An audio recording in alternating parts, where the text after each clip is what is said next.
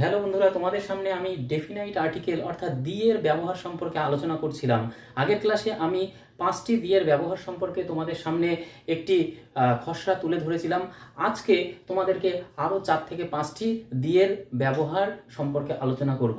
আর এই দি এর যে আগের 5টা এবং পরের 5 থেকে 6টা অর্থাৎ 10 থেকে 12টা নিয়ম যদি তোমরা করে যাও, তাহলে আমি তোমাদের চ্যালেঞ্জ করে বলতে পারি তোমরা পরীক্ষায় দি দিয়ে যদি শূন্যস্থান পূরণ আসে তাহলে তোমরা 100% অ্যাটেন্ড করে আসতে পারবে।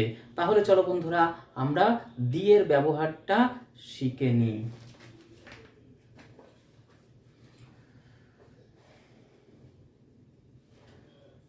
কোনো ব্যক্তির পদসূচক নামের পূর্বে দি বসে। কোনো ব্যক্তির পদসূচক নামের পূর্বে দি বসে। আমরা তো প্রত্যেকেই এক একজন মানুষ, কিন্তু আমরা যখন কর্মসূত্রে বা চাকরি সূত্র কোনো একটি পদ অলংকৃত করি, তখন কিন্তু সেই পদটি আমাদের কি হয়, আমাদের পদসূচক নাম হয়। সেই পদসূচক নামের পূর্বে কি বসবে, দি বসবে। যেমন একজন এমএলএ যখন চিফ মিনিস্টার হয়, তখন তার তো একটি নির্দিষ্ট নাম আছে। সেই নাম থাকা সত্ত্বেও তাকে সকলে কি নামে চেনে, চিফ মিনিস্টার। যেমন এখন বর্তমানে আমাদের মমতা বন্দ্যোপাধ্যায় চিফ মিনিস্টার, তাহলে মমতা বন্দ্যোপাধ্যায় ওনার একটি নাম রয়েছে, কিন্তু যদি বলা হয় পশ্চিমবঙ্গের চিফ মিনিস্টারকে, তাহলে চিফ মিনিস্টার কথাটি বলার সঙ্গে সঙ্গেই মমতা বন্দ্যোপাধ্যায়ের নামটি ভেসে উঠবে। তাহলে কি সেই চিফ মিনিস্টার নামটি হলো পদসূচক নাম। এই ধরনের পদসূচক নামের পূর্বে কি বসবে, দি বসবে। এছাড়াও যেমন ডিস্ট্রিক্ট ম্যাজিস্ট্রেট, এটাও একটি পদসূচক নাম, এর আগেও দি বসবে। তাহলে বন্ধুরা বোঝা গেল দি কোথায় বসবে, পদসূচক নামের পূর্বে দি বসবে। তাহলে কয়েকটা উদাহরণ দিলে তোমাদের বিষয়টি আরো ক্লিয়ার হয়ে যাবে। তাহলে চলো বন্ধুরা দেখি।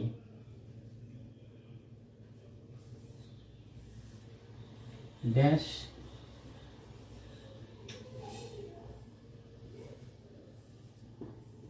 Chief minister,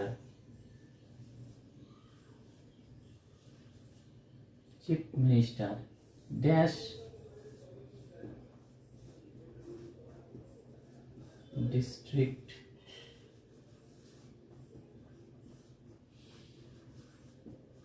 magistrate,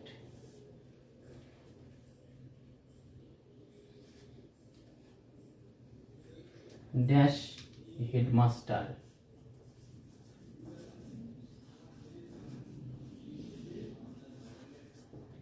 dash king. তাহলে বন্ধুরা দেখো এখানে কি রয়েছে, এখানে 4টে পদসূচক নাম রয়েছে। কি, প্রথমটি হলো চিফ মিনিস্টার, দ্বিতীয়টি ডিস্ট্রিক্ট ম্যাজিস্ট্রেট, তৃতীয়টি হেডমাস্টার, আর চতুর্থটি হচ্ছে কিং। তাহলে কি, এই যে এখানে চিফ মিনিস্টার, ইনার একটি প্রকৃত নাম রয়েছে, কিন্তু এটা তার পদসূচক নাম। ডিস্ট্রিক্ট ম্যাজিস্ট্রেট যারা আছেন তাদেরও একটি প্রকৃত নাম রয়েছে, কিন্তু এটা পদসূচক নাম। সেই রকম হেডমাস্টারও কি পদসূচক নাম, এবং কিংও পদসূচক নাম। এই পদসূচক নামের পূর্বে কি ব্যবহার করব, আমরা দি ব্যবহার করব।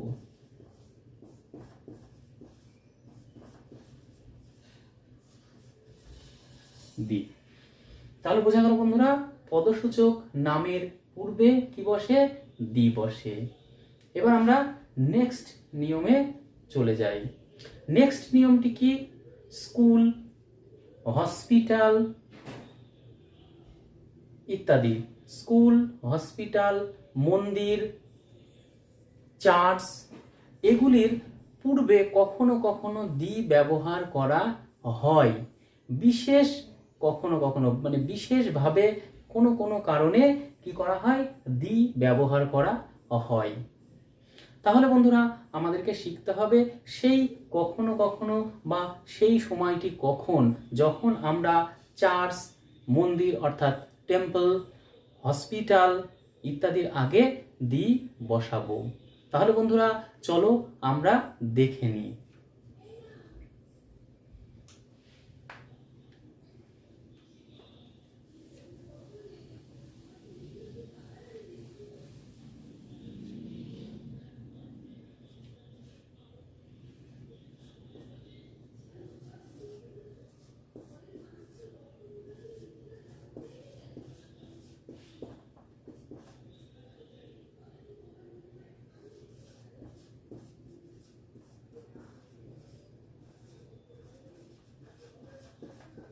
হ্যাঁ, দেখো বন্ধুরা, এখানে আমি দুটো বাক্য লিখেছি। একটা লিখেছি কি আই গো টু স্কুল, আর দ্বিতীয়টি লিখেছি I go to the school. এখানে দেখো বন্ধুরা, একটা জিনিস তোমাদের মাথায় রাখতে হবে, আই গো টু স্কুল এর অর্থ হচ্ছে স্কুলে, আমি স্কুলে যাই, তাই তো, আমি স্কুলে যাই। এখানে I go to the school কথার অর্থ আমি স্কুলে যাই। কিন্তু এই দুটো ক্ষেত্রের উদ্দেশ্য দুই রকম। কি, আমি যখন বলবো আই গো টু স্কুল, তখন আমি স্কুলে পড়াশোনা করার উদ্দেশ্যে যাব। কি বললাম? পড়াশোনা করার উদ্দেশ্যে যাব। যখন আমরা পড়াশোনা করার উদ্দেশ্যে স্কুল যাব, তখন কিন্তু দি ব্যবহার করা যাবে না। কিন্তু যখন আমরা পড়াশোনা ব্যতীত অন্য কোনো কারণে স্কুলে যাব, তখন কি বসবে? তখন দি ব্যবহার করতে হবে। অর্থাৎ কি হবে? I go to the school, এটা হবে রাইট। সেই রকমই যখন আমরা চার্চ বা টেম্পলে বা মন্দিরে আমরা যখন যাব প্রার্থনা করার জন্য, কি করার জন্য? প্রার্থনা করার জন্য বা পুজো করার জন্য, তখন সেখানে দি বসবে না।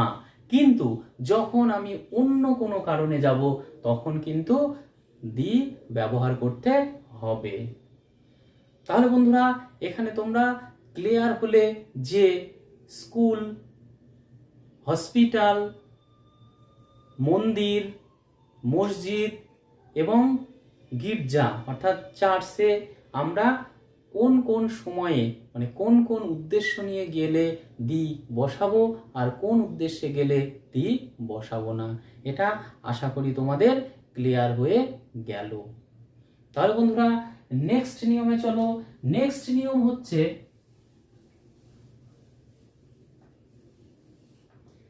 বিখ্যাত কোনো যুদ্ধ, বিখ্যাত কোনো যুদ্ধ বা বিখ্যাত কোনো ঘটনা বা বিখ্যাত কোনো আন্দোলন এর পূর্বে দি ব্যবহার করা হয়। তাহলে কি বললাম? বিখ্যাত কোনো যুদ্ধ বা স্মরণীয় কোনো ঘটনা বা বিখ্যাত কোনো, কি বলবো, বিদ্রোহ, এগুলির নামের আগে কি বসাবো? আমরা দি বসাবো। তাহলে কি, যেমন এখানে এখানে যদি বলি ড্যাশ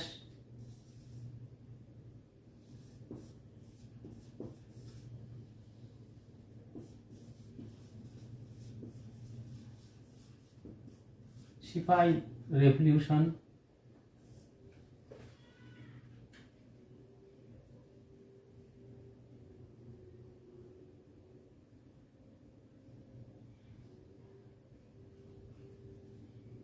the August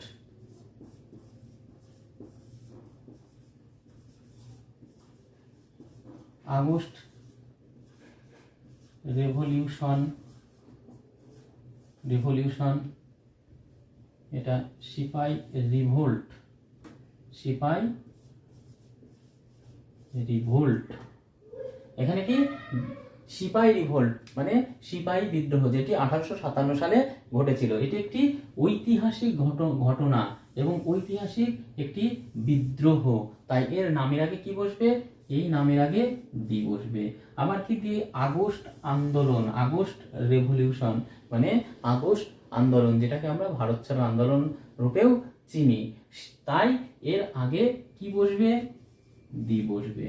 তাহলে বন্ধুরা, বোঝা গেল বিখ্যাত কোনো বিদ্রোহ, বিখ্যাত কোনো আন্দোলন, বিখ্যাত কোনো ঘটনা এর নামের আগে আমাদেরকে কি বসাতে হবে? আমাদেরকে দি বসাতে হবে।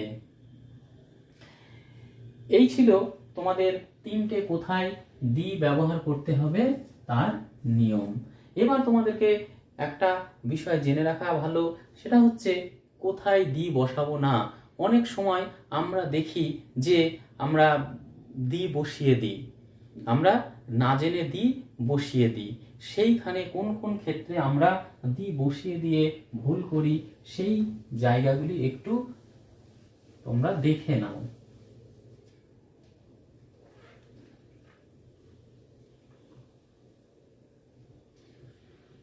কোনো ব্যক্তি, স্থান, মাস, বার।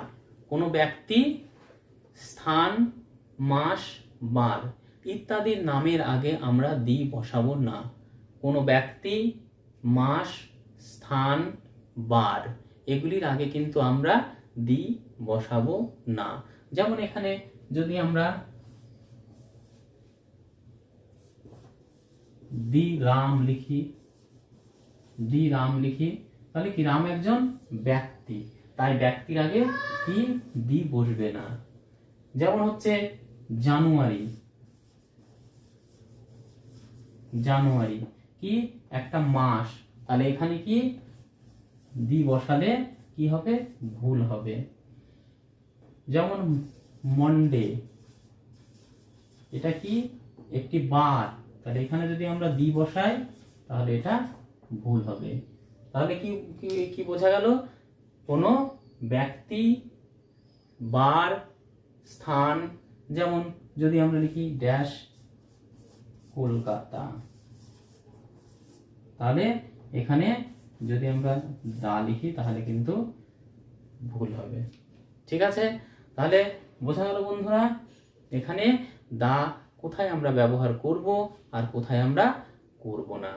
এছাড়াও আরো একটি নিয়ম রয়েছে যে আমরা কোথায় দায়ের ব্যবহার করব না।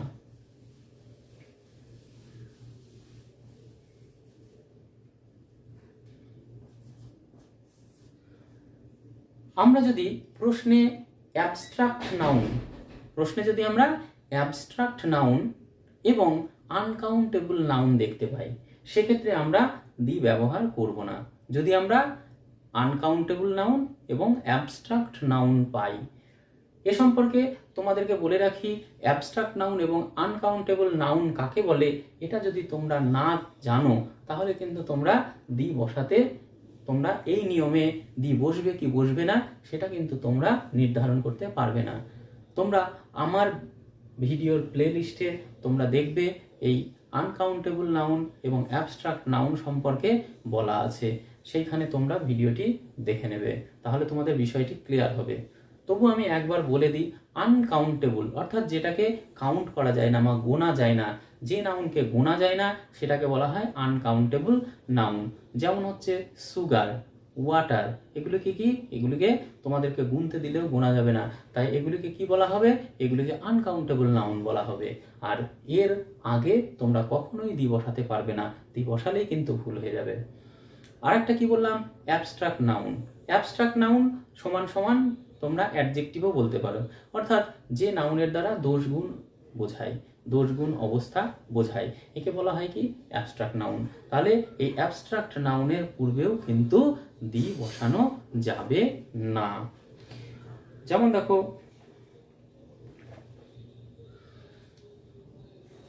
Water, water is very useful, এইখানে আমরা লিখেছি ওয়াটার ইজ ভেরি ইউজফুল। এখানে যদি আমি লিখি the water is very useful, সেক্ষেত্রে কিন্তু এখানে দি বসালে তোমাদেরকে সঙ্গে সঙ্গে কেটে দেবে। বোঝা গেল, এইটা হবে ঠিক, অর্থাৎ ওয়াটার ইজ ভেরি ইউজফুল এইটা ঠিক আছে, কিন্তু দি বসালেই সঙ্গে সঙ্গে এটা ভুল হয়ে যাবে।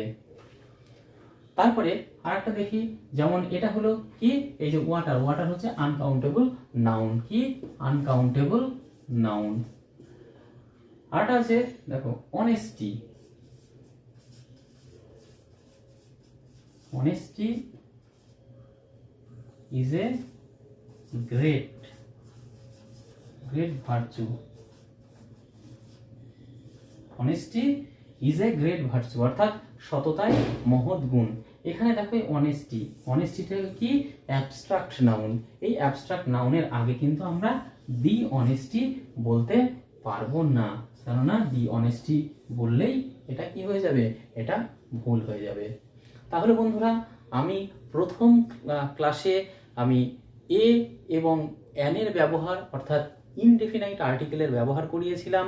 2 নম্বর ক্লাসে আমি ডেফিনাইট আর্টিকেল অর্থাৎ দি এর অর্ধেক নিয়ম করিয়েছিলাম এবং 3 নম্বর ক্লাসে আমি ডেফিনাইট আর্টিকেল অর্থাৎ দিয়ের বাকি অর্ধেক নিয়ম আমি করিয়ে দিলাম। তাহলে বন্ধুরা, আশা করি তোমাদের এই ভিডিওটি ভালো লেগেছে এবং এই ভিডিওটি তোমাদের কাছে হেল্পফুল হয়েছে। তোমরা এই ভিডিও থেকে অনেক কিছু শিখেছো এবং এই যে নিয়ম, এগুলি যদি তোমরা ঠিকঠাক করে যাও তাহলে প্রাইমারি টেটের যে 2 থেকে 3 নম্বর আর্টিকেল থেকে আসবে এটা তোমরা পাবেই। এটা আমার 100% গ্যারেন্টি। তাহলে বন্ধুরা, আগের ভিডিওর জন্য অপেক্ষা করো এবং তোমরা আমাকে উৎসাহ দিতে আমার চ্যানেলটি লাইক, শেয়ার এবং সাবস্ক্রাইব করো। ধন্যবাদ।